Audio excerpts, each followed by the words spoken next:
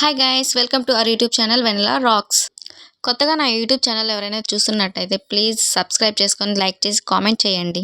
హెల్తీగా టేస్టీగా ఇంట్లోనే ఎలా కేక్ తయారు చేసుకోవాలి ఇప్పుడైతే చూపించేస్తున్నాను చూడండి. నేనైతే 2 హ్యాపీ బిస్కెట్స్ అయితే తీసేసుకున్నాను. ఇప్పటికే మీకు ఒక డౌట్ వచ్చి ఉంటుంది, ఏంద్రా ఈ పిల్ల అసలు 2 బిస్కెట్ ప్యాకెట్స్తో కేక్ ఎలా తయారు చేసుకుంటుంది అనుకుంటున్నారా? నేనైతే ఎప్పుడు ట్రై చేయలేదు. ఏంద్రా స్వామి ఈ సౌండ్ అసలు రప్రపామంటుందా? సౌండ్ చెయ్యకు, కంఠం కోసేస్తా. ఈ సౌండ్ చేస్తానయ్యా, నీకేమైనా ప్రాబ్లం అయితే గమ్ముగుండు. బిస్కెట్ పొడి అయితే రెడీ అయిపోయింది. ఈ బిస్కెట్ పొడి ఎంత సాఫ్ట్గా ఉంటే అంత బాగా వస్తుంది కేక్. నేనైతే ఈ పచ్చిపాలనే వేసాను, 1.5 గ్లాస్ పాలైతే వేసాను. బాగా మిక్స్ చేసుకుందాం. ఒకటి తగ్గింది పుష్ప, ఏంటప్పా అనుకున్నాను. చక్కెర అయితే వేసాను, అది ఎడిటింగ్లో పోయింది. మీరు ఖచ్చితంగా అయితే షుగర్ని యాడ్ చేసుకోండి. షుగర్ లేకపోతే అసలు టేస్టే ఉండదు. మిల్క్ని కొంచెం పోసుకుంటూ బాగా కలుపుకుంటూ కన్సిస్టెన్సీ వచ్చేంతవరకు బాగా కలుపుకోండి. బౌల్ అయితే తీసేసుకున్నాను. కొంచెం ఆయిల్ అయితే రబ్ చేస్తున్నాను దాని చుట్టూరు. లాస్ట్లో కేక్ అనేది బాగా సింపుల్గా రావాలి కాబట్టి.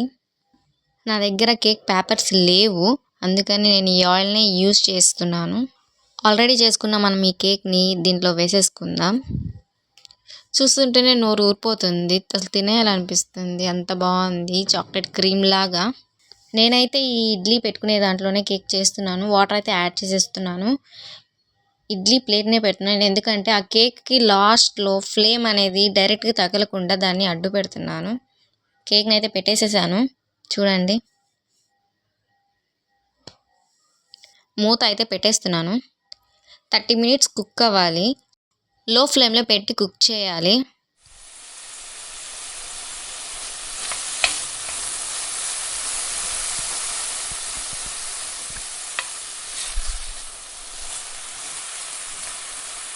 అయిందో లేదో స్పూన్ పెట్టి చూద్దాం.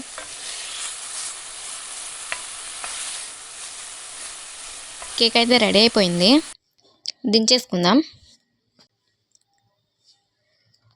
ప్లేట్లోకి అయితే షిఫ్ట్ చేసేసుకుందాం. ఈజీ ట్రిక్ అండి ఇది, మీరు ట్రై చేయండి ఇలానే. ఇలా చేస్తే బ్రేక్స్ అనేవి రాకుండా ఉంటాయి. చూడండి ఎంత బాగుందో, అసలు బ్రేక్ అనేది లేదు. నేనైతే డైరీ మిల్క్ క్రీమ్ అయితే తీసేసుకుంటున్నాను. డైరీ మిల్క్ క్రీమ్ని దానిపైన యాడ్ చేసేస్తున్నాను.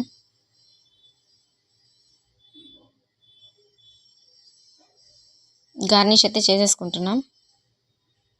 హెల్తీగా ఉండాలి కాబట్టి జీడిపప్పు బాదం పప్పుని సన్నగా తురుము పెట్టుకొని దీనిపైన గార్నిష్ అయితే చేసేసుకుందాం.